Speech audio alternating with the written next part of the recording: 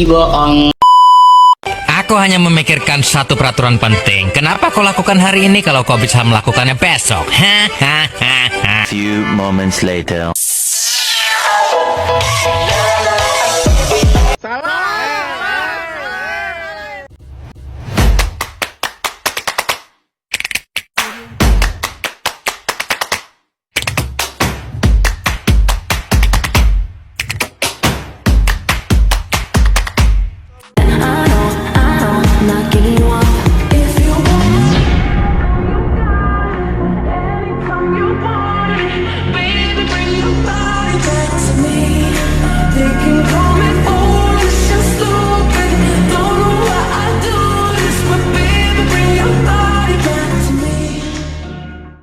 Assalamualaikum warahmatullahi wabarakatuh.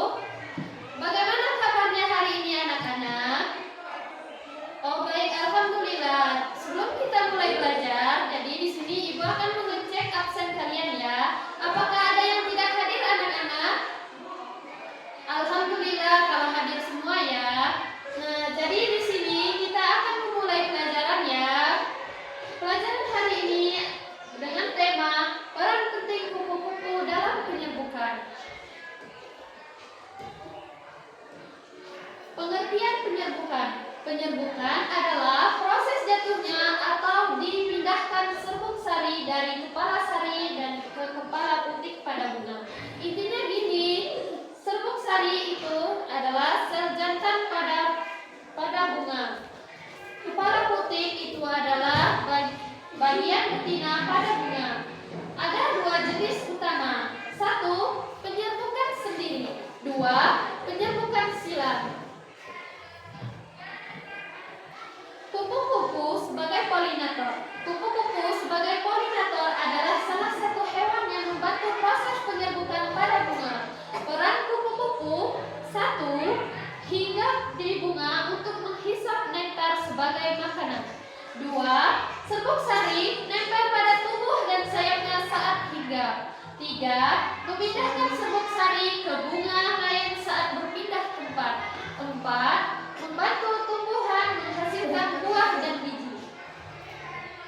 Pentingnya tanpa kupu-kupu, banyak tumbuhan berbunga akan sulit berkembang biak. Jadi, kupu-kupu membantu menjaga keseimbangan alam. Siklus hidup kupu-kupu. Jadi, kupu-kupu betina meletakkan telur di daun dan telur itu akan menetas menjadi ulat. Dan ulat itu akan membungkus diri di dalam kepompong. Dan kepompong itu akan menjadi kupu-kupu dewasa. Dan kupu-kupu itu siap terbang dan siap berkembang biak. Interaksi kupu-kupu dan tumbuhan.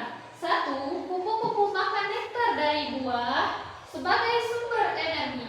Dua, membantu penyerbukan karena serbuk sari nempel dan awal bunga lain. Tiga, saling untung. Tumbuhan bisa berbuah, kupu-kupu dapat makanan. Pentingnya kupu-kupu bagi ekosistem. Satu, penyerbukan alami. Kupu-kupu membantu penyerbukan bunga saat nektar. Tanpa mereka banyak tanaman berbunga dan berbuah tidak bisa berkembang biak dengan baik. Dua, indikator kesehatan lingkungan. Kupu-kupu sangat sensitif terhadap polusi dan perubahan suhu. Jika polusi kupu-kupu menurun, itu tanpa ekosistem sedang terganggu. Tiga, rantai makanan. Kupu-kupu dan ulat menjadi sumber makanan bagi burung, katak, dan serangga lainnya. Empat, menjaga keanekaragaman hayati. Dengan menyebarkan serbuk sari sebagai jenis tanaman, kupu-kupu membantu menjaga keanekaragaman tumbuhan di alam. Terus, ancaman terhadap kupu-kupu. Satu, hilangnya habitat. Dua, menggunakan pestisida berlebihan. Tiga, perubahan iklim. Empat,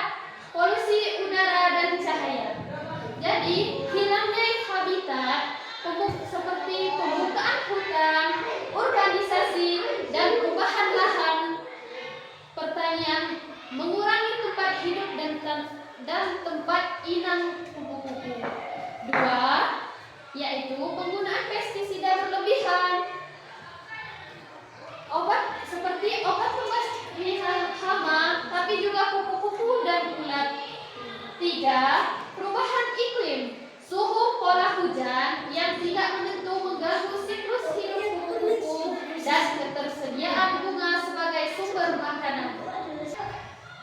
4. Polusi udara dan cahaya.